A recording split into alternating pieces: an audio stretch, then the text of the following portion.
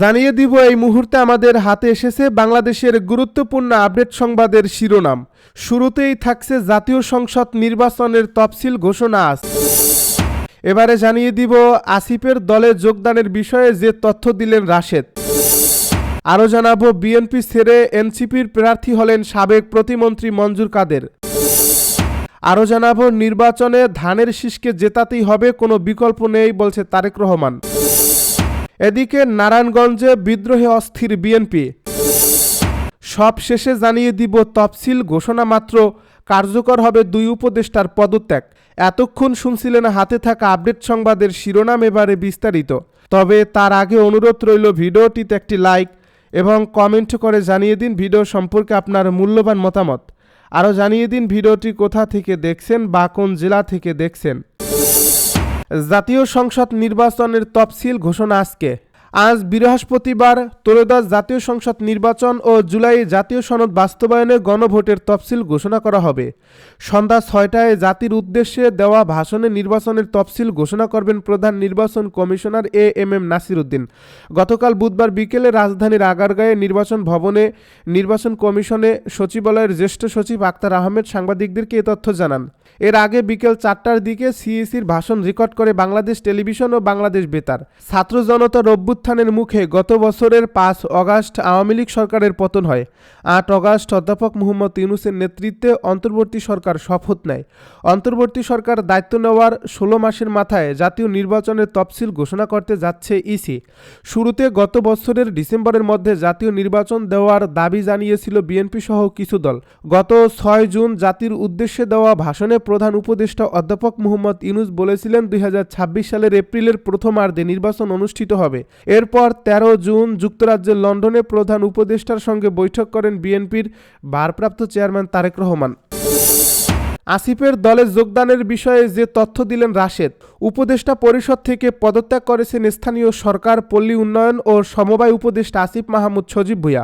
তিনি গণ অধিকার পরিষদে ফের যোগ দিতে আগ্রহ প্রকাশ করছেন বলে দাবি করছেন দলটির সাধারণ সম্পাদক মোহাম্মদ রাশেদ খান। বুধবার বেসরকারি টেলিভিশন চ্যানেল 24 এর সঙ্গে আলাপকালে তিনি এ তথ্য জানান। যদিও আসিফ মাহমুদ এখনও খোলাসা করেনি তিনি কোন দলে যোগ দিচ্ছেন। রাশেদ খান বলেন, গণ অধিকার পরিষদে আসতে চান আসিফ মাহমুদ। আগেও তিনি গণ অধিকারের পরিষদের সঙ্গে যুক্ত থাকায় নেতৃত্ব পর্যায়ে তাকে ফেরানোর বিষয়ে ইতিবাচক মনোভাব রয়েছে। এ নিয়ে আলোচনাও চলছে, তবে এখনও কোনো চূড়ান্ত সিদ্ধান্ত হয়নি। আসিফ মাহমুদকে সেক্রেটারির পদ ছাড়তে প্রস্তুত কিনা এমন প্রশ্নে রাশেদ খান বলেন, আসিফ মাহমুদকে অবশ্যই সম্মানজনক পদ দেওয়া হবে। তিনি আগেও আমাদের সঙ্গে ছিলেন, তবে বিষয়টি এখনও চূড়ান্ত হয়নি। এর আগে সন্ধ্যায় যমুনায় গিয়ে প্রধান উপদেষ্টা অধ্যাপক মোহাম্মদ ইউনূসের কাছে পদত্যাগপত্র জমা দেন আসিফ মাহমুদ সজীব ভূঁইয়া। এদিকে বিকেলে সচিবালয়ে স্থানীয় সরকার বিভাগের সম্মেলন কক্ষে আয়োজিত জরুরি সংবাদ সম্মেলনে আসিফ মাহমুদ জানান আসন্ন জাতীয় সংসদ নির্বাচনে অংশ নেবেন তিনি। এই সংবাদ সম্মেলনে পদত্যাগের বিষয়ে সাংবাদিকদের প্রশ্নের জবাবে তিনি বলেন, আমি নির্বাচন করব এটা নিশ্চিত, তবে পদত্যাগের বিষয়ে আমি এই মুহূর্তে কিছু বলতে পারবো না। পদত্যাগের বিষয়ে পরবর্তী তথ্য জানা যাবে প্রধান উপদেষ্টার দপ্তর থেকে, সেখান থেকেই এই বিষয়ে জানানো হবে। এদিকে বুধবার সন্ধ্যায় প্রধান উপদেষ্টা ডক্টর মোহাম্মদ ইউনূসের সঙ্গে বৈঠক করে তারা পদত্যাগপত্র জমা দেন বলে নিশ্চিত করেছেন প্রেস সচিব শফিকুল আলম। বিএনপি ছেড়ে এনসিপির প্রার্থী হলেন সাবেক প্রতিমন্ত্রী মঞ্জুর কাদের। আসন্ন ত্রয়োদশ জাতীয় সংসদ নির্বাচনে অংশ নিতে সিরাজগঞ্জ ৫ আসনে জাতীয় নাগরিক পার্টির প্রাথমিক মনোনয়ন পেয়েছেন সাবেক প্রতিমন্ত্রী ও ৪ বারের সাবেক সংসদ সদস্য অবসরপ্রাপ্ত মেজর মঞ্জুর কাদের। বুধবার দলটি প্রথম ধাপে ১২৫টি আসনের প্রার্থীর নাম ঘোষণা করে। বিকেলে এক ফেসবুক পোস্টে এনসিপিতে যোগদানের কথা জানান বিএনপির জাতীয় কার্যনির্বাহী কমিটির সাবেক এই সদস্য। তিনি লেখেন, বাংলাদেশের এই অগ্রযাত্রা ও নতুন রাজনীতির ধারণায় বিশ্বাস রেখে এবং জনগণের অধিকার প্রতিষ্ঠার সংগ্রামে ঢাকা বিশ্ববিদ্যালয়ের একজন প্রাক্তন ছাত্র হিসেবে নিজেকে সম্পৃক্ত করার অঙ্গীকার নিয়ে আমি জাতীয় নাগরিক পার্টিতে যোগদান করেছি এবং জাতীয় সংসদ নির্বাচনে সিরাজগঞ্জ ৫ নির্বাচনী এলাকায় মনোনয়ন পেয়েছি। তিনি আরও লেখেন, আমি বিশ্বাস করি এনসিপি পারে নতুন প্রজন্মের নেতৃত্বকে সামনে এনে বাংলাদেশি গণতন্ত্রকে প্রাতিষ্ঠানিক রূপ দিতে এবং দেশের ভবিষ্যৎকে সুরক্ষিত করতে। ১৯৮৬ সালে সেনাবাহিনী থেকে অবসর নেওয়ার পর মঞ্জুর কাদের চৌধুরী জাতীয় পার্টিতে যোগ দেন। একই বছর এবং 1988 সালে পাবনা 1 আসন থেকে তিনি সংসদ সদস্য নির্বাচিত হন। 1988 সালের 3 মার্চ থেকে 1990 সালের 4 ডিসেম্বর পর্যন্ত পানি সম্পদ প্রতিমন্ত্রীর দায়িত্ব পালন করেন তিনি। নির্বাচনে ধানের শীষকে জেতাতেই হবে, কোনো বিকল্প নেই বলছে তারেক রহমান। দেশ রক্ষার জন্য আগামী নির্বাচনে বিএনপিকে জেতাতেই হবে এমন কথা উল্লেখ করে বিএনপির ভারপ্রাপ্ত চেয়ারম্যান তারেক রহমান বলেছেন, আগামী নির্বাচনে ধানের শীষকে জেতাতেই হবে, এর কোনো বিকল্প নেই। ধানের শীষকে জেতানোর মাধ্যমে জনগণের পক্ষের পরিকল্পনা বাস্তবায়ন করতে হবে, এর কোনো বিকল্প নেই। ধানের শীষকে জেতানোর মাধ্যমে দেশকে রক্ষা করতে হবে, নো কম্প্রোমাইজ। নেতাকর্মীদের মাঠে নামার আহ্বান জানিয়ে তারেক রহমান বলেন, আপনারা এখনই মাঠে নেমে পড়ুন, মাঠে না নামলে দেশ ধ্বংস হয়ে যাবে। ইতিহাস ঘেটে দেখুন, প্রত্যেকবার দেশকে রক্ষা করছে বিএনপি, এখন আবার দায়িত্ব কাঁধে এসে পড়ছে, মানুষের কাছে যান।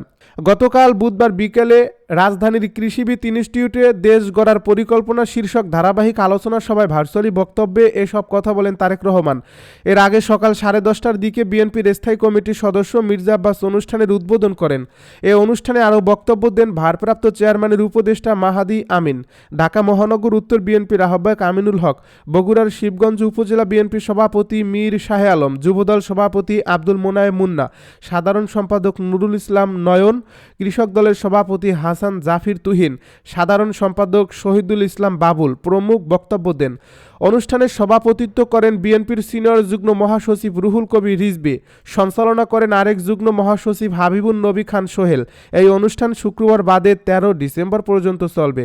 এতে যুবদল, স্বেচ্ছাসেবক দল, ওলামা দল সহ অন্যান্য সহযোগী সংগঠন অংশ নেবে। এরপর বুদ্ধিজীবী দিবস ও বিজয় দিবসের বাইরে অন্য কোনো একটি দিনে হবে সমাপনী অনুষ্ঠান। এই কর্মশালার চতুর্থ দিনে যুবদল এবং কৃষক দলের নেতারা অংশ নেবেন। নারায়ণগঞ্জে বিদ্রোহে অস্থির বিএনপি। আসন্ন ত্রয়োদশ জাতীয় সংসদ নির্বাচনকে সামনে রেখে নারায়ণগঞ্জের 5টি আসনের 4টিতে বিএনপি প্রার্থী ঘোষণা করলেও তাদের ঘিরে ঐক্যবদ্ধ কর্মকাণ্ড দেখা যাচ্ছে না। সব আসনেই প্রার্থীদের বিরুদ্ধে দাঁড়িয়ে গেছেন মনোনয়ন না পাওয়া নেতারা, তাদের কর্মী সমর্থকরাও সরব।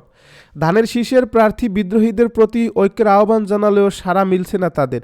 এমনকি কেউ কেউ স্বতন্ত্র প্রার্থী হওয়াও আভাস দিচ্ছেন, যার ফলে অস্বস্তিতে পড়ছেন প্রার্থীরা। 3 নভেম্বর স্থানীয় কমিটির বৈঠক শেষে সারা দেশে 237 আসনে দলীয় প্রার্থীদের নাম ঘোষণা করেন বিএনপির মহাসচিব মির্জা ফখরুল ইসলাম আলমগীর।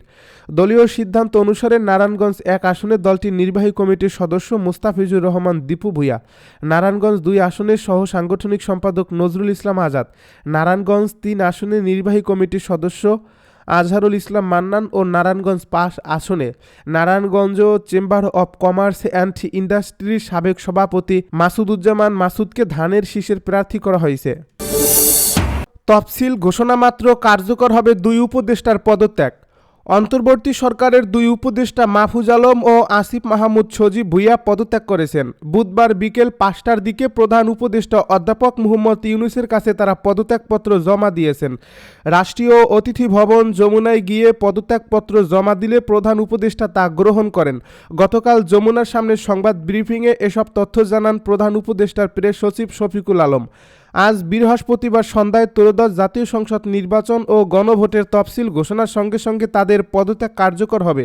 আজ উপদেষ্টা পরিষদের বৈঠকে বিদায়ী 2 উপদেষ্টা অংশ নিতে পারেন বলে জানা গেছে। জুলাই গণ অভ্যুত্থানে নেতৃত্ব দেওয়া ছাত্রদের প্রতিনিধি হিসেবে অন্তর্বর্তী সরকারের উপদেষ্টা হন মাহফুজ আলম ও আসিফ মাহমুদ। মাহফুজ তথ্য ও সম্প্রচার মন্ত্রণালয় এবং আসিফ মাহমুদ স্থানীয় সরকার, পল্লী উন্নয়ন ও সমবায় মন্ত্রণালয়ের পাশাপাশি যুব ও ক্রীড়া মন্ত্রণালয়ের উপদেষ্টার দায়িত্ব পালন করছিলেন। সংবাদ ব্রিফিংয়ে জানানো হয়, জুলাই গণ অভ্যুত্থানের সম্মুখ সারিতে থেকে নেতৃত্ব দেওয়া এই 2 ছাত্রনেতার পদত্যাগপত্র গ্রহণের পর প্রধান উপদেষ্টা তাদের ভবিষ্যৎ জীবনের মঙ্গল কামনা করছেন। তিনি বলছেন, অভ্যুত্থানে নেতৃত্ব দেওয়া তোমরা যেভাবে জাতিকে ফ্যাসিবাদী শাসন থেকে মুক্তির পথে অবদান রেখেছ তা জাতি মনে রাখবে। আমি বিশ্বাস করি ভবিষ্যতেও গণতান্ত্রিক উত্তরণ ও বিকাশে তোমরা একইভাবে সক্রিয় ভূমিকা রাখবে। প্রধান উপদেষ্টা আরও বলেন, আজ একটি ঐতিহাসিক দিন। অন্তর্বর্তী সরকার সব সময় তোমাদের অবদান স্মরণ করবে। আমি তোমাদের সুন্দর ও শুভ ভবিষ্যৎ কামনা করি। এত অল্প সময়ে তোমরা জাতিকে যা দিয়েছ তা জাতি কখনো ভুলবে না। এটি একটি রূপান্তর মাত্র। আমি আশা করি আগামী দিনে বৃহত্তর পরিমণ্ডলে তোমরা আরও বড় অবদান রাখবে।